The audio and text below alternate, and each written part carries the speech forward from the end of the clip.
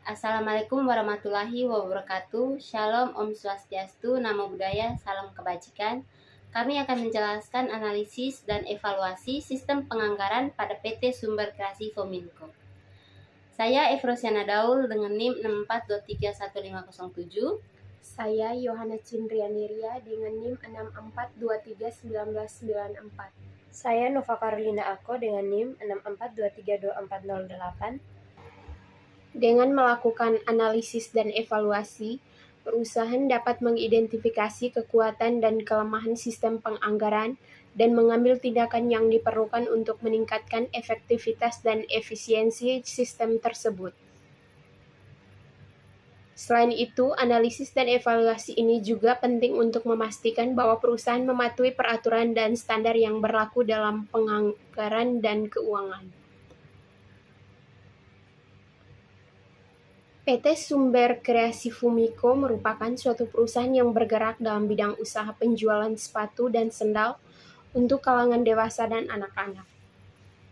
Pada awalnya perusahaan yang didirikan langsung oleh Bapak Yongki Komaladi ini hanyalah sebuah home industry. Pada tahun 1989, beliau mencoba membuat beberapa model sepatu dan ternyata mendapat respon positif dari masyarakat. Pada tahun 1992 dilakukan percobaan membuat sepatu khusus untuk wedding. Dan karena market mendapat respon positif, Bapak Yongki Komaladi memutuskan untuk bekerja sama dengan bridal house dan para desain terkenal di Indonesia.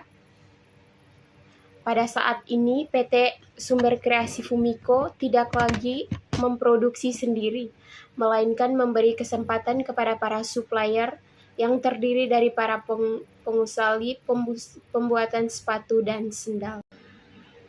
Manfaat dari analisis dan evaluasi sistem penganggaran pada PT Sumber Kreasi Fominko adalah yang pertama, memahami efektivitas dan efisiensi sistem penganggaran yang digunakan oleh perusahaan dalam mengelola keuangan. Yang kedua, memastikan bahwa PT Sumber Kreasi Fominko mematuhi peraturan dan standar yang berlaku dalam penganggaran dan keuangan. Yang ketiga, mengidentifikasikan kekuatan dan kelemahan dalam sistem penganggaran yang digunakan oleh perusahaan. Yang keempat, mengidentifikasikan area yang memerlukan perbaikan atau pengembangan dalam sistem penganggaran yang digunakan oleh perusahaan.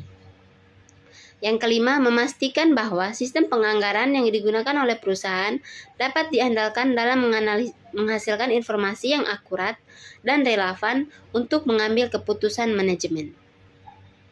Yang keenam, meningkatkan transparansi dan akuntabilitas dalam pengelolaan keuangan perusahaan. Yang ketujuh, meningkatkan kemampuan perusahaan dalam mengelola risiko keuangan dan mengoptimalkan penggunaan sumber daya keuangan.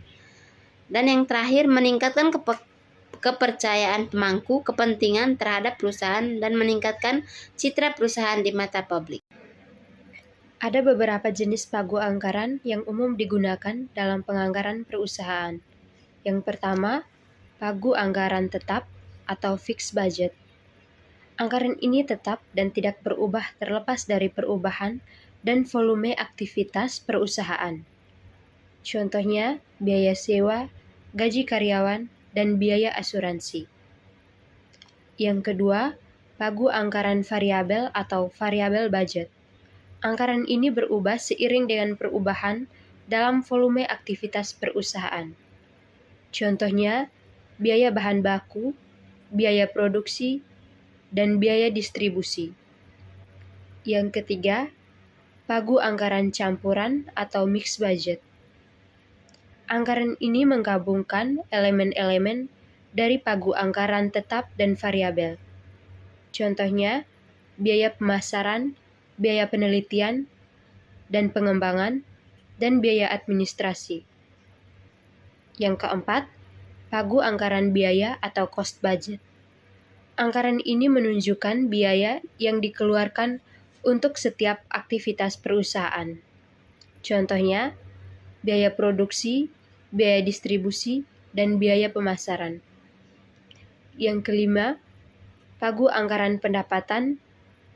atau refin budget. Anggaran ini menunjukkan pendapatan yang diharapkan diperoleh dari setiap aktivitas perusahaan.